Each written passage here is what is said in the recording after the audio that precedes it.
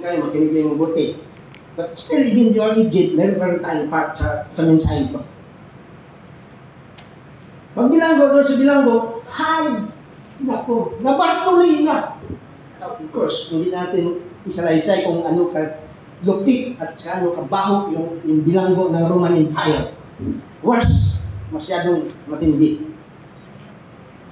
Sa Davao, mayroong bilanggo noon ng mga adik.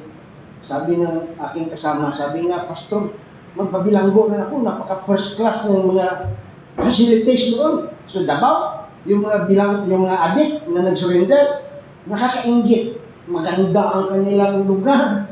Sabi nga, Pastor Buni, sabi niya, Pastor, magpabilanggo na ako, napaganda dito, kain libre. Anyway, pero hindi na pwedeng i-compare, mas masahol. Masaklap ang bilangguan ng Roman Empire. Tingnan natin ang reaction ni Paul and Silas.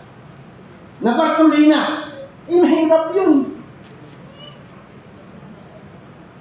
Maharap sa masaklap na karanasan. Maybe kayo rin ay nabilanggo ng problema sa kasalukuyan. Ano po ba ang dapat natin gawin upang magkaroon tayo ng kagalakan? You see, Paul has a positive response. Napakaganda yung kanilang response. Sa halip nagsisihin yung gobyerno. Sa halip nagsisihin, sino ba nag-utos kay Paul? Jesus, di ba? Si Paul naman ang tumawag. Si Jesus naman ang tumawag kay Paul. Hindi niya ginawa yun. Sa halip, we have an example to follow. Kapag kaharap natin yung malaking problema, tingnan natin yung ginawa ni Paul, hallelujah, and Silas. Doon sa loob ng bilangguan, sabi ng Biblia, Acts chapter 16, verse 9. When they had laid the stripes on them, verse 25. Sa verse 25, but at midnight, sa kalagitnaan ng lalim na gabi, ang ginawa ni Paul and Silas ay nagkaroon sila ng praise and worship. 2 or 3 gathered together in my name, I am there in the midst of them. Hallelujah! Mga kapatid, to tell you, hindi po basta-basta yung naranasan namin sa Cotabato City. When we started 1981 sa Cotabato City, it's bombing. Meron pong missionary pumunta doon, tapang rin yan, patay na rin.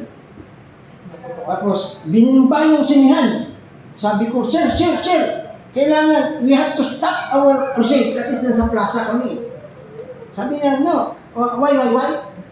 Because the government retrieved our permit. Sabi ko, Sir, none.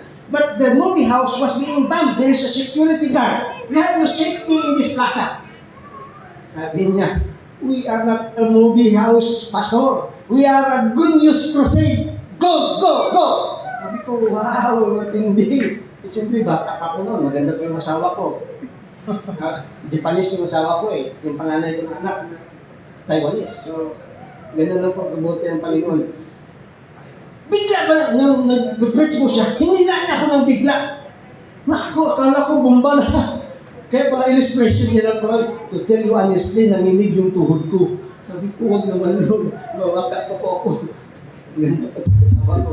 Anyway, experience po na hindi po basta-basta yung lugar ng Cotabato City.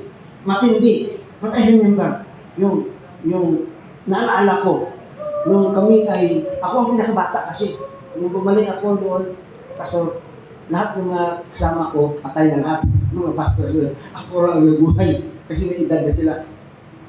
So, naalala ko, before pumutok yung Mount Pinatubo, kaming mga pastors, ako ang nag-encourage sa kanila.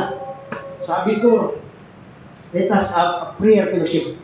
Every Monday, ginawa namin after 1 week, pumutok yung Mount Pinatubo, lumayas po yung mga aeroplano at saka barko ng US. Anyway, God answers prayer. But I remember that. Number 2, when we were in